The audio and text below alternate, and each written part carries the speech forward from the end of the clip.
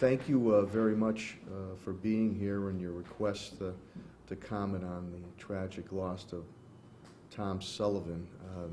It just boggles my mind on the lunatics that are out there, and these threats have to be taken credibly. Great family, the Sullivan family. Tommy graduated from Cathedral High School. Joe, as everybody knows, does a great job at Nathan Bill's Bar and Grill right up in East Forest Park on Iron Pond Road, and this is to his mom and dad, Jerry and Betty, and sister Diane. I can only imagine what they're going through, but here's someone who is gave the ultimate sacrifice, had done tours overseas, put his life on the line, and yet here in the United States of America, in a recruitment office, some lunatic can take not only Marine Sullivan, Tommy's life, proud Marine, but 3 other Marines also. So first and foremost, my deepest sympathy, condolences, and encouragement go out to the family on this tragic loss. And you know, you move on from there. The governor has ordered flags at half-staff. I had called in very early this morning to make sure that our flags were at half-staff to honor Tom, but just very troublesome. When did you find out, Mayor, and how well do you know the Sullivan family? I found out probably between 5:30, 6 o'clock in the morning. I'm up very early, and Joe at Nathan Bill's has done a great job there, so I know Joe somewhat. But the family had been a East Forest Park, but Hungry Hill. They're really from Hungry Hill roots. The father, Jerry. But it's and this hits home. I mean, we feel badly for any one of our brave service people, men and women, here or overseas, that injured or killed. But it was stunning news saying it was Tom Sullivan. And he was just here, from what I understand, Jimmy. Am I correct? He was at his mother and father's house, and he was doing some running or jogging out in the Hamden area. So the culprit is dead. That probably saves some pain of the family going through a trial situation. But these lone wolf attacks have to be taken very seriously, and I know from the federal level on down. We just recently had one that was in federal court, I believe, right? And others, we were covering that. Remember Commissioner Barberi calling me it was very late in the evening or early morning hours that they had what they thought was a very credible threat, which it turned out to be, with this other individual out in the Adams area on it. But one thing we all have to do is we have to continue to live our lives. We cannot stand in fear of these half-baked lunatics. That's key. But today, and again, thank you for reaching out for the comment. It just heartfelt sympathy and condolences and encouragement to the Sullivan family. I mean, Tommy, I believe, was about 40 years old, vibrant, young, great family. She's, no matter what type of power a mayor he or she might have, you can't bring somebody's kid back. So, again, flags are at half-mast right now, half-staff, and the federal government, from President Obama down, and need to be ever vigilant on these individuals. And whether you're in big city USA or small town USA, these individuals and people need to be eyes and ears out there. Any threat that you potentially see, or something who he or she is really a little off the wall there, let your public safety officials know about it. Better to be safe than sorry. But I'll tell you, what do you say to a mom or dad? Overseas, done a couple tours, comes back in one piece, thank God, and here down in Chattanooga, Tennessee, gets gunned down, assassinated. Gets assassinated. So, very sorry. Mr. Mayor, we have a marine recruiting station very short distance from here.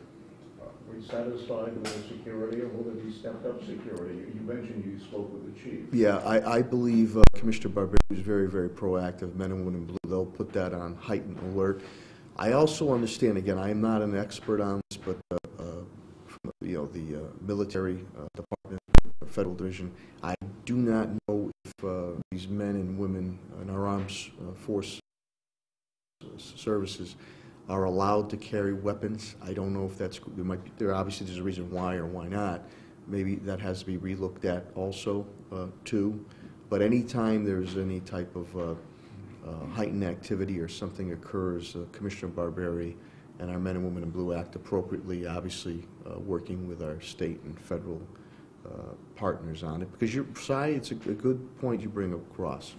There's always copycat lunatics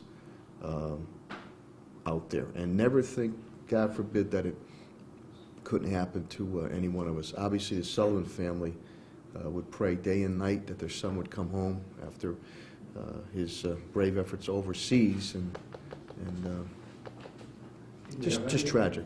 Do you have any inclination as to, it's early in the game, but the burial, since he has family, he will have a military funeral in Springfield? I have not received any definite confirmation. I would assume that obviously we have to cater to the family's wishes, but anything that they need from the city of Springfield, and I would assume from the federal level or state level, will be at their disposal. Obviously, definitely from me as being mayor of the city of Springfield, and it just spoke about it very early on the radio. Tragic. God rest his soul, and leaves a legacy of a great family, leaves a legacy of himself being a brave warrior that was fighting to help oppressed people overseas.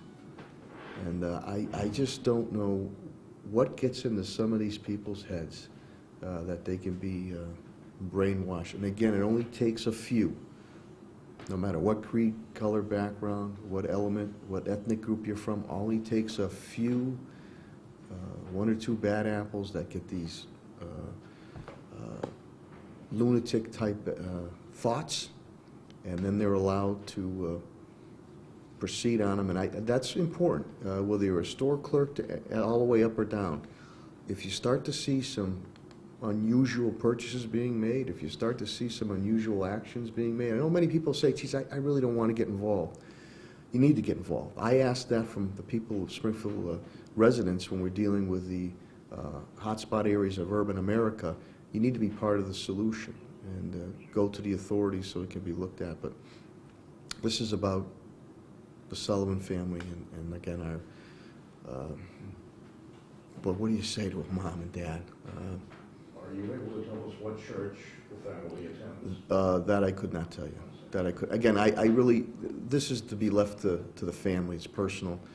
They need to be allowed to make these types of announcements. So you knew Joe, right? His brother? Joe from Nathan Bills. Yeah. I don't know how you describe your relationship with him. Well, be casual and acquaintance. I've been there a number of times, not only to partake in a meal or maybe a libation, but he's also been very good on community events going on there, and actually a lot of cathedral events have gone on there, whether banquets or rallies that have gone on. He's done a tremendous job with Nathan Bill's bar and our grill. It's really become an anchor to East Forest Park, and it really has brought back a lot of not only people that are in Springfield that have those roots to East Forest or Hungry Hill or the cathedral, but it's brought back a lot from the other surrounding areas of Springfield on it. Just a well-respected family, good family, and Joe himself is a veteran also, and that gave back